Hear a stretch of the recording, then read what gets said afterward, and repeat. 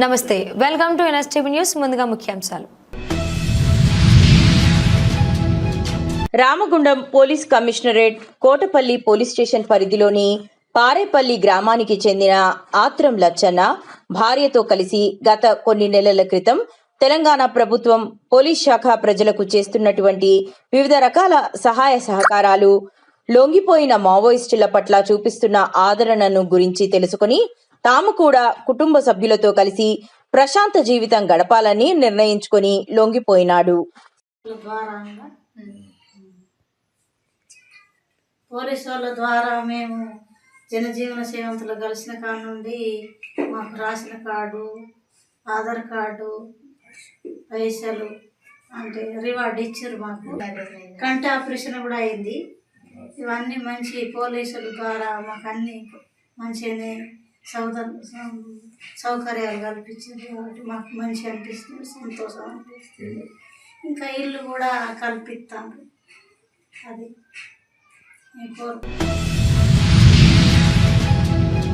నూతనంగా గ్రామ అభివృద్ధి కమిటీని గ్రామస్తులు ఎన్నుకోవడంతో తొలి సమావేశం ప్రశాంతంగా కొనసాగింది. గ్రామ అభివృద్ధి కొరకై ఆయా కాలనీల సమస్యలు, త్రాగునీరు, మురుగు కాలువలు, వైద్య చికిత్స వంటి అనేక సమస్యలు, పురాతన ఆలయాల కట్టడాలు, పాఠశాల అభివృద్ధి వంటి అనేక అంశాలపై చర్చించి సమస్యను పరిష్కరిస్తామని అధ్యక్షుడు నూకం లింగారావు అన్నారు. వీరి వెంట సంఘం సభ్యులు పాల్గొన్నారు.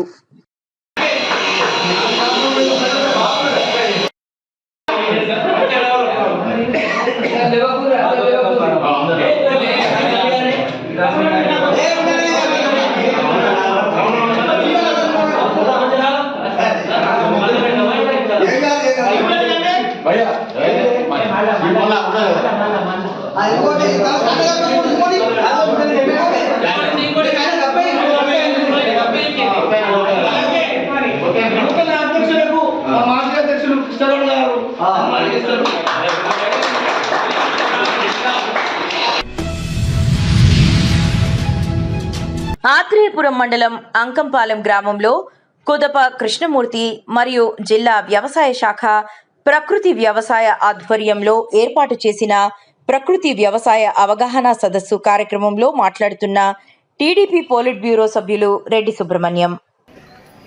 అదే రకంగా వేదిక మీద ఉన్నటువంటి దేవదత్తు గారు, వారు కూడా ఈ సబ్జెక్టుకి ఒక కార్పొరేట్ చైర్మన్ గా ఉన్నారు.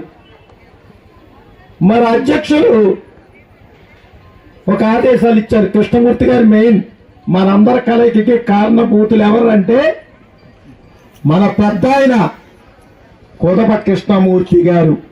వారికి సహకరిస్తున్నటువంటి మీ అందరికీ అధ్యక్షులు ఒక ఆదేశాలు ఇచ్చారు. సమయం తక్కువ ఉంది, సభకు నమస్కారం అని చెప్పండి, మిగిలినటువంటి పేర్లన్నీ చెప్పనక్కర్లేదు అని.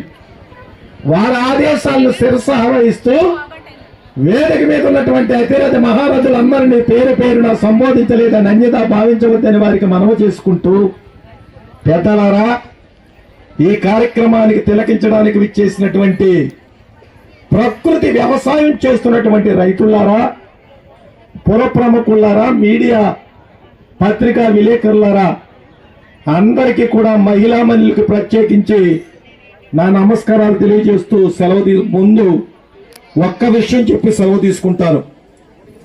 ఇది ఉపన్యాస వేదిక కాదు, అక్కడే బోర్డు పెట్టారు. ఈ ప్రకృతి వ్యవసాయం మీద చేస్తున్నటువంటి వాళ్ళ అనుభవాలు క్రోడీకరించుకుని చేయాలని ముందుకొచ్చి తపనతో ముందుకొచ్చినటువంటి వారికి ఒక అవగాహన కల్పించే ఒక అవగాహన సదస్సు మాత్రమే అని ఈ సందర్భంగా మొట్టమొదటిగా మీకు నేను మనవి చేసుకుంటున్నాను. ఆరోగ్యమే మహాభాగ్యం అన్నారు పెద్దలు. మనిషికి ఎన్నున్నా, ఎన్ని సిరి సంపదలున్నా, మనిషి ఆరోగ్యంగా ఉంటేనే మహాభాగ్యం అని పెద్దలు ఊరికినే చెప్పలేదు. అది లోతుగా పరిశీలిస్తే ఆరోగ్యం అంత ప్రాముఖ్యత. మరటువంటి ఆరోగ్యం ప్రస్తుత పరిస్థితుల్లో అంతంత మాత్రంగానే ఉంటుంది. అందరికీ కూడా ఆరోగ్య సమస్యలు వస్తున్నాయి. ఈ ఆరోగ్య సమస్యలన్నిటికీ మూలం మనం తినే ఆహారం. ఆహారంలో కల్తీ వచ్చేస్తుంది. ఎందుకంటే మనం పండించే పంటలో నాణ్యమైనటువంటి విత్తనాలు లేవు, అందులో కూడా కల్తీ. దానికి ఎరువులు వేసి ఏదో ఎక్కువ మరి పంట సాధిందామని ఆ ఎరువులు వేస్తే తప్పంటే ఆ ఎరువుల్లో కూడా కల్తీ, విత్తనాలు కల్తీ, ఎరువులు కల్తీ, సమస్తం కల్తీ. ఆ కల్తీతో వ్యవసాయం చేసి వారు పండించినటువంటి పంటని తినక తప్పని పరిస్థితుల్లో మనమందరము తిని మన ఆరోగ్యాన్ని పాడు చేసుకుని హాస్పిటల్ చుట్టూ తిరుగుతున్నాం. ఇది వాస్తవమైనటువంటి విషయం. దీని నుంచి బయటపడాలంటే మరి పెద్దలందరికీ చెప్పినటువంటి సూచనలు ఆలోచిస్తే నాకు ఒకటితో అనిపిస్తుంది, ఇది ఒక్కరోజు మార్పు రాదు. ఆనాడు దేశాన్ని మరి బ్రిటిష్ వాళ్ళు పరిపాలిస్తుంటే మనం స్వాతంత్రం కోసం ఎటువంటి పోరాటం చేశామో అటువంటి పోరాటం అందరూ కూడా పల్లెలలో ప్రకృతి వ్యవసాయం చేయాలనే ఒక ఉద్యమం పోరాటం చేసి అది సాధించుకోవాలి. అప్పుడే మనమంతా ఆరోగ్యవంతులుగా ఉంటామనే విషయాన్ని మీ అందరికీ కూడా నేను మనవి చేసుకుంటూ, ఈనాడు గ్రామ వికాస్ అన్నారు. గ్రామాల వికాసంగా ఉండాలంటే ప్రకృతి వ్యవసాయం అవసరం. డాక్టర్ బిఆర్ అంబేద్కర్ కోనసీమ జిల్లా మరి అంకంపాలెంలో ఈ కుదప కృష్ణమూర్తి గారు చేస్తున్నటువంటి ప్రయోగానికి 2 చేతులు పెట్టి నమస్కారాలు తెలియజేస్తున్నాను. ఆయన సుదీర్ఘ కాలం తర్వాత ముందే ఈ ప్రకృతి గురించి మాకు చెప్తుంటే ఏమిటి కృష్ణమూర్తి గారు ఇలా చెప్తున్నారు, ఏమిటి ఇలా చేస్తున్నారు అని అనుకునేవాళ్ళం. రాను రాను వస్తున్నటువంటి మార్పులు చూస్తే కృష్ణమూర్తి గారు చేస్తున్నటువంటిది అందరము కూడా అనుకరించి ముందుకు తీసుకుపోవాల్సినటువంటి పరిస్థితి ఆసన్నమైందని మీ అందరికీ మనవి చేసుకుంటూ, ఈ చక్కటి అవకాశం ఇచ్చినటువంటి పెద్దలందరికీ కూడా నా హృదయపూర్వకమైనటువంటి ధన్యవాదాలు తెలియజేసుకుంటూ, అందరూ దీన్ని ఒక ఉద్యమంలా చేపట్టి ఎక్కడికక్కడ ప్రకృతి వ్యవసాయం, ఆ పంటలే తినేలా, ఆ పండ్లు, ఆ రైసు అవే తినేలా చేయాలి. అప్పుడు ఆరోగ్య సమస్యలు ఉండవు. ఆరోగ్యమే మహాభాగ్యం. Thank you. ఎన్టీఆర్ జిల్లా తిరువూరు నియోజకవర్గం విసన్నపేట మండలం పుట్రేల మారెమ్మ తల్లి దేవస్థానం చైర్మన్ గా తెర్ల శ్రీనివాసరావు ప్రమాణ స్వీకార మహోత్సవం. చైర్మన్ తెర్ల శ్రీనివాసరావు మరియు పాలక మండలి సభ్యుల ప్రమాణ స్వీకారాన్ని దేవస్థానం ఈవో దుర్గా ప్రసాద్ మరియు గన్నవరం గ్రూప్ దేవస్థానాల ఇన్స్పెక్టర్ కెవి అనురాధ నిర్వహించారు. నేటి నుంచి వీరు 2 సంవత్సరాల పాటు పదవీ కాలంలో ఉంటారు. పాలక మండలి సభ్యులకు నియామక పత్రాలను అందజేసిన ఎండోమెంట్ అధికారులు అనంతరం చైర్మన్ సీట్లో కూర్చొని ఫైళ్లపై సంతకం చేసి చైర్మన్ బాధ్యతలు చేపట్టిన శ్రీనివాసరావు.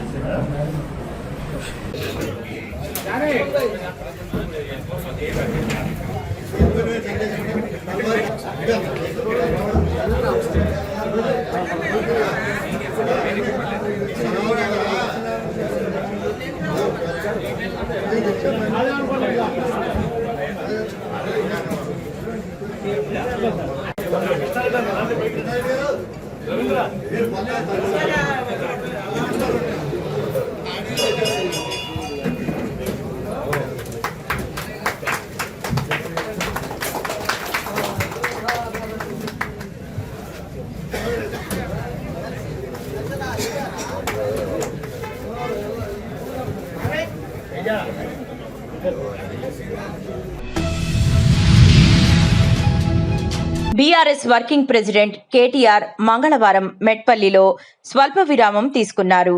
ఆదిలాబాద్ లో పత్తి రైతులకు మద్దతు తెలిపేందుకు వెళ్లే క్రమంలో మెట్పల్లి పట్టణంలోని పాత బస్టాండ్ శాస్త్రి చౌరస్తా వద్ద ఆయన వాహన దళం ఆగింది.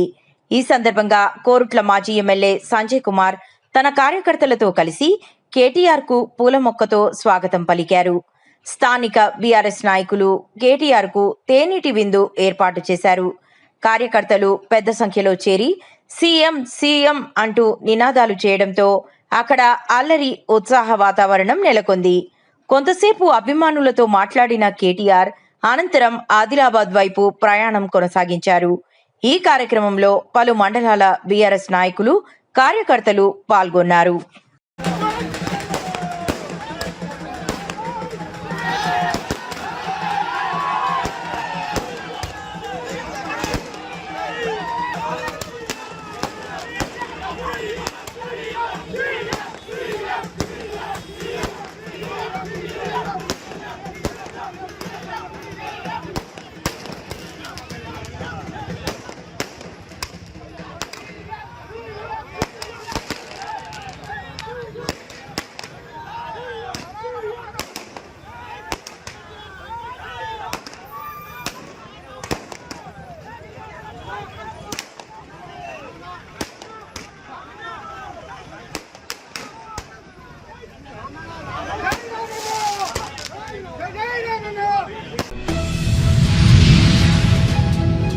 కాకినాడ జిల్లా పిఠాపురం దున్నేవాడిదే భూమి అనేది కమ్యూనిస్ట్ పార్టీ సిద్ధమైతే దోచుకునేవాడిదే భూమి అనేది రెవెన్యూ బుర్జువా పార్టీలు రాద్ధాంతం అన్నట్లుగా రీసర్వే పేరుతో ప్రభుత్వ భూమిని కబ్జాదారులకు రెవెన్యూ అధికారులు పట్టాలు చిట్టాలు పుట్టించేస్తున్నారని, స్థలం కలిగిన రైతులను పిలవకుండా ఇష్టారాజ్యంగా సర్వే చేయడంతో డాక్యుమెంట్లలో భూమి తారుమారు చేస్తున్నారన్నారు.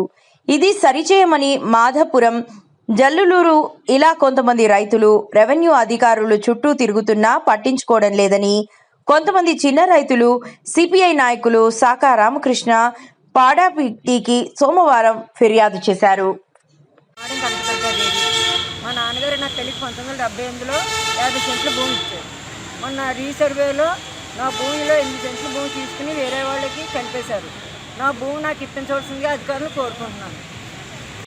ఈరోజు పిఠాపురం నియోజకవర్గంలో చిన్న చితక రైతులు రీసర్వే పేరుతో మోసపోయి ఇలాగా భూములు కోల్పోయే పరిస్థితి ఏర్పడింది. ఇవాళ మా భూమి మా కాగితాల్లో చేర్చండి అని అడుగుతున్నా కూడా అధికారులు నిమ్మకి నీరెత్తినట్టు వ్యవహరిస్తూ ఉన్నారు. ఆఫీసుల చుట్టూ తిరుగుతున్నారు తప్ప ఈ ప్రాబ్లం మాత్రం సరి అవ్వట్లేదు. ఇక్కడ పాడాపీడి గారి దగ్గరికి వచ్చి ఇక్కడ మారే కనకదుర్గ మాదాపురం గ్రామానికి చెందిన చిన్న రైతు 8 సెంట్లు రీసర్వేలో కోల్పోవడం జరిగింది. అదేవిధంగా మల్లాం గ్రామానికి చెందిన అచ్యుతరామయ్య అనే రైతు, చిన్న రైతు 12 సెంట్లు కోల్పోవడం జరిగింది. అదేవిధంగా సొంటువారి పాకలకు చెందిన కేశపోయిన గోవిందు 12 సెంట్లు కోల్పోవడం జరిగింది. ఇలా నియోజకవర్గ పరిధిలో ఇది చాలా పెద్ద సమస్యగా ఉంది. కానీ ఈ సర్వే చేసేయడమే కానీ తర్వాత మా భూమి తక్కువ వచ్చింది మరి సరి చేయండి అని అడిగితే ఏ సర్వేని పట్టించుకోవట్లేదు, రెవెన్యూ అధికారులు పట్టించుకోవట్లేదు. ఈ ఫిర్యాదు చేస్తున్నా కూడా బాధ్యతలకి కాళ్ళు అరిగిపోతున్నాయి తప్ప ఈ సమస్య మాత్రం పరిష్కారం చూపట్లేదు. కాబట్టి ఇది పవన్ కళ్యాణ్ గారు దృష్టికి వెళ్ళిందో లేదో తెలియదు కానీ మా నియోజకవర్గ పరిధిలో ప్రతి ఏ అధికారి కూడా సరిగ్గా ప్రజలకి పని చేయకుండా వ్యవహరిస్తున్నారు తప్ప ఏ అధికారి కూడా బాధ్యతగా వ్యవహరిస్తలేదని మేము సిపిఐ పార్టీగా ఇవాళ తెలియజేస్తూ ఉన్నాం. కాబట్టి ఇవాళ ఏదో కుటుంబాన్ని పోషాకారం కానీ 2 సెంట్లు 3 సెంట్లు సంపాదించుకునే రైతుకి ఇలా భూమి కూడా పోతే తనకు ఆధారం ఏంటని అడుగుతూ ఉన్నాం. కాబట్టి ఇది సర్వేర్లు, రెవెన్యూ అధికారులు కూడబనుకుని ఇది కబ్జాదారులకు అప్పగించడానికి ఈ రీసర్వే నిర్వహించారా, లేదంటే ఈ రైతులకు మేలు చేయడానికని ఈ రీసర్వే పెట్టారన్నదే మాకు అర్థం కాని విషయం. కాబట్టి ఇది మంచి ఉద్దేశంతో పెట్టినప్పటికీ ఈ రీసర్వే దుర్వినియోగం అవుతూ ఉంది. కాబట్టి ఈ రైతులు ఎవరైతే భూములు కోల్పోయారో వాళ్ళకి మళ్ళీ రీసర్వే చేసి వాళ్ళ భూమిని వాళ్ళ పాస్బుక్ల్లోనూ కాగితాల్లోకి ఎక్కేలాగా అధికారులు బాధ్యత తీసుకోవాలని మేము సిపిఐ పార్టీగా డిమాండ్ చేస్తూ ఉన్నాం. కర్నూలు జిల్లా ఆదోని శ్రీ కోట వీరభద్రేశ్వర స్వామి దేవాలయం దగ్గర ఉన్న అతి పురాతనమైన దేవాలయం కాలముబ్బ దేవాలయానికి బ్రిడ్జి నిర్మించాలనుకున్నారు దేవాలయంకి సంబంధించిన వారు. అయితే అక్కడ కొంతమందికి రాకపోకలు ఇబ్బంది కలుగుతుంది అంటూ తెలపగా వాటిని పరిష్కరించడానికి ఆదోని ఇన్ఛార్జ్ సబ్ కలెక్టర్ మరియు Adoni DSP 1 town Sriram MRO municipal commissioner వచ్చి ఆ స్థలాన్ని పరిశీలించి అక్కడ ఉండే ప్రజలకు అవగాహన కల్పించడం జరిగింది. ఇక్కడ ఏ పని చేయాలన్నా సెంట్రల్ గవర్నమెంట్ వారి పర్మిషన్ తీసుకొని పని చేయాలి అంటూ ఇరు వర్గాలు వారికి తెలియజేశారు. పర్మిషన్ వచ్చాక తదుపరి మరలా ఇరు వర్గాలతో చర్చిస్తామంటూ ఆదోని ఇన్ఛార్జ్ సబ్ కలెక్టర్ తెలిపారు. ట్రై చేస్తే వీళ్ళు ఇది చేస్తారు సార్. మనకు కూడా గెలిచింది సార్. కింద నర్సింగ్ రావటం అట్లా అయిపోయింది సార్. మొత్తానికి అందరికీ నడచాలంటే నొప్పడాలి సార్. అందరికి బాగుండాలి. మనం చేసుకున్నాం, వాళ్ళు చేసుకున్న వీళ్ళు. కొన్ని రోజుల క్రితం ఈ ప్రొటెక్టెడ్ మాన్యుమెంట్స్ అయినటువంటి ఈ వీరభద్ర స్వామి టెంపుల్, ఆ పక్కనే ఉన్నటువంటి ఇంకొక ప్రాచీనమైనటువంటి ఆలయం, దీనికి సంబంధమైనటువంటి ప్రాంతంలో కొంతమంది ఒక బ్రిడ్జి కట్టడానికి ప్రయత్నిస్తున్నారని కలెక్టర్ గారికి ఒక ఫిర్యాదు అందినప్పుడు కలెక్టర్ గారి సూచనల ప్రకారం నేను డిఎస్పీ గారు అలాగే మరి మున్సిపల్ కమిషనర్ గారు మరి ఆర్కియాలజీ వాళ్ళతో మాట్లాడినప్పుడు ఒక నోటీసు కూడా ఇక్కడ ఇవ్వడం జరిగింది ఆ కట్టుతున్నటువంటి వ్యక్తికి. మరి ఇంకా సమాధానం ఏమీ కూడా రాలేదని చెప్పడం జరిగింది. అయితే ఈరోజు ఇక్కడ మేము పెట్టినటువంటి వాళ్ళందరితో కూడా 2 మతాలకు చెందినటువంటి పెద్దలతో అందరితో కూడా మాట్లాడడం జరిగింది. యాక్చువల్లీ ఈ ప్రాంతం అంతా కూడా ప్రొటెక్టెడ్ మాన్యుమెంట్స్ యాక్ట్ కింద వస్తాయి. కాబట్టి ఇక్కడ ఏ కన్స్ట్రక్షన్ జరగాలన్నా, ఒక చిన్న రాయి ఇటు తీసి అటు పెట్టాలన్నా కూడా ఖచ్చితంగా మరి సెంట్రల్ గవర్నమెంట్ పర్మిషన్ అవసరం. పర్మిషన్ తీసుకునేటప్పుడు కమిటీ వస్తుంది, మళ్ళీ అభిప్రాయాలన్నీ కూడా ఉంటుంది.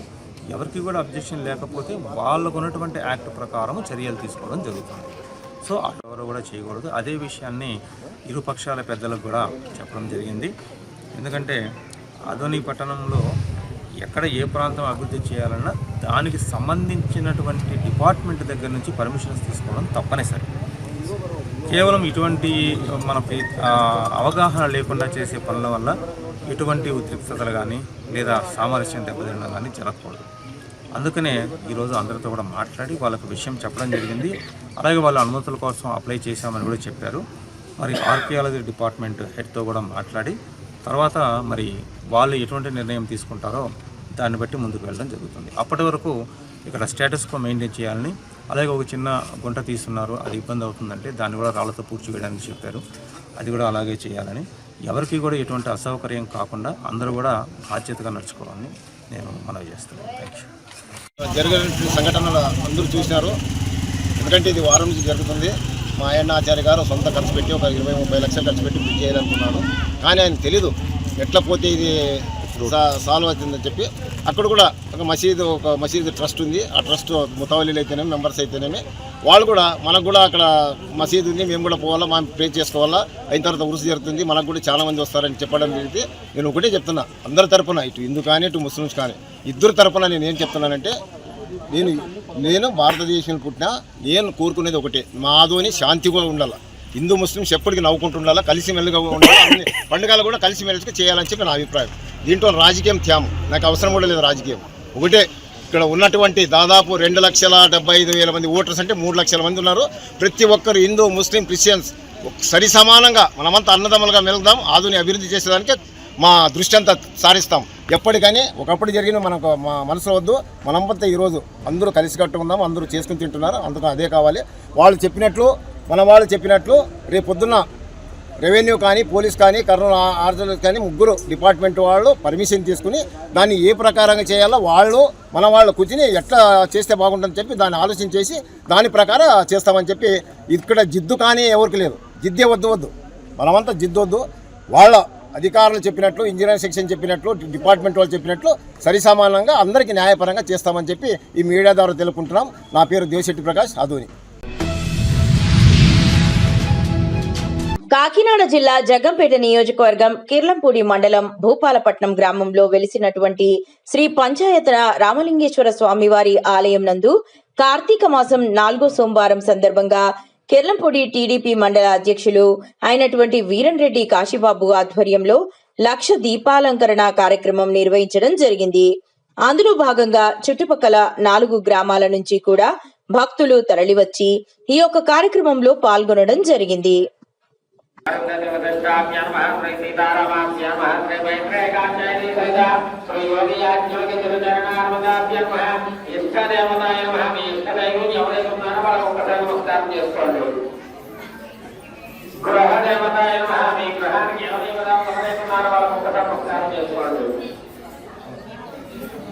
దేవతాయ మహా గ్రామాన్ని గ్రామంలో నమస్కారం చేసుకోండి. ఆచార్య దేవతాయ మహా